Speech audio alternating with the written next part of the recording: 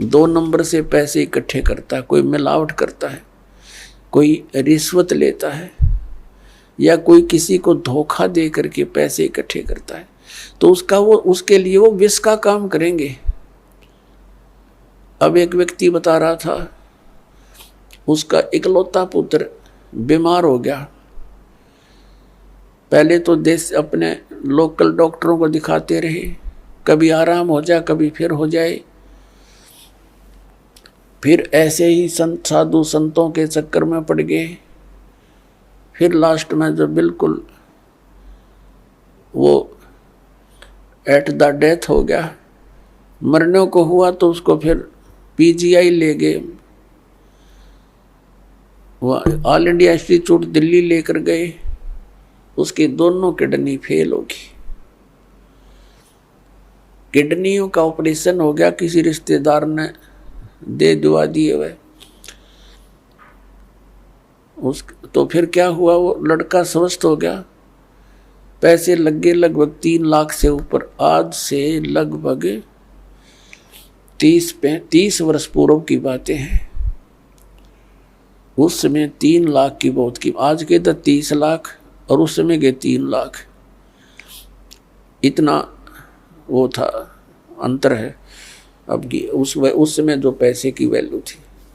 तो उसने क्या बताया कि मेरा लड़का स्वस्थ हो गया और पैसा इतना लग गया कि कर्जा हो गया।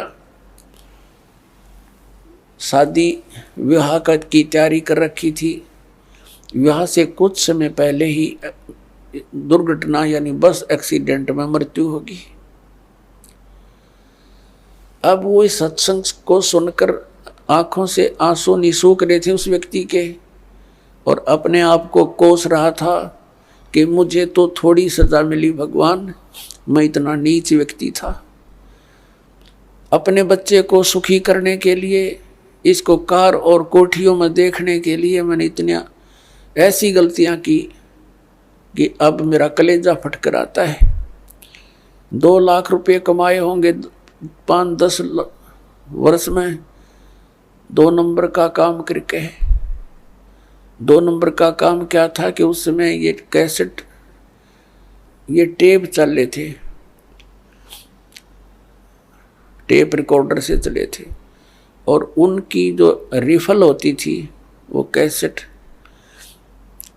वो कहता मुझे 2 रुपए में पड़ा करती, सारी थोक का बाला करता तोल के भाव से, और वहाँ बना कर नकली और ओरिजिनल कवर के अंदर भर देता था। मुझे 2 रुपए में पड़ा करती वह सारी, और मैं 32 रुपए में बेचा करता, और वो जाते टूट जाती, मेरे पास आते मैं फेंक देता, मैं क्या करूं। और आज मुझे वह सजा सही मिल गई। तो पुण्यात्मा, अब उसको बताया गया, सत्संग में बताया जाता है कि जो पैसा आपने 2 नंबर से कमाया वो पैसा तो रहा नहीं, आपके पास क्या रहा, वो पाप रह गए जो आपना भी भोगने शेष है, और पैसा चला गया। तो पुण्यात्मा, जब आप ज्ञान होगा आपको, ये कोई बालकों की बताई हुई बातें नहीं है, ये गॉड गिवन परमात्मा का दिया हुआ विधान है, उनका बताया हुआ ज्ञान है। ये कोई डूम बाट के गीत नहीं, किसी ने स्वार्थवश गा रखे होंगे। परमार्थी परमात्मा ने, सतपुरुष कबीर साहब ने आकर ये विधान बताया है कि बच्चों, तुम विष खाना छोड़ दो यदि यहाँ भी सुखी रहना चाहते हो, जब तक तुम्हारा जीवन शेष है।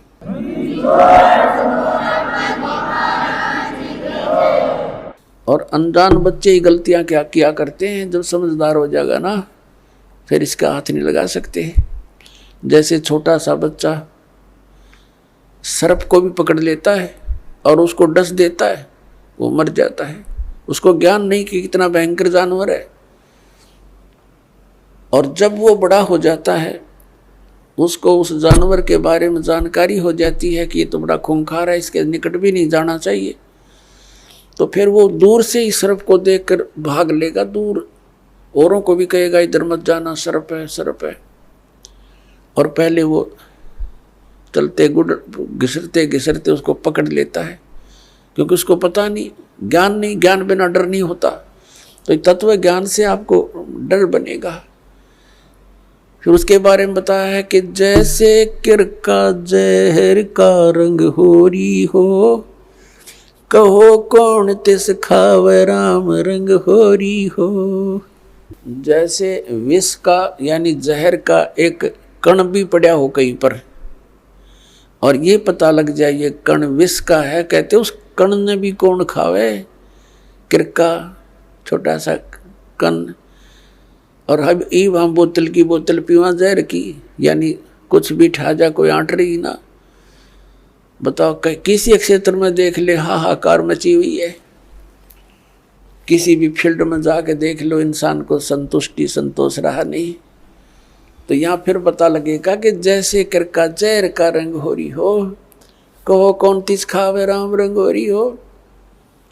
यानी हम धन इकट्ठा करते हैं खुशी मनाने के लिए, तो परमात्मा कहते हैं खुशी तो आपको परमात्मा के रंग में रंगे जाओगे ना, तब ये खुशी होगी, होरी होगी, होली होगी, आपकी असली होली फिर होगी। और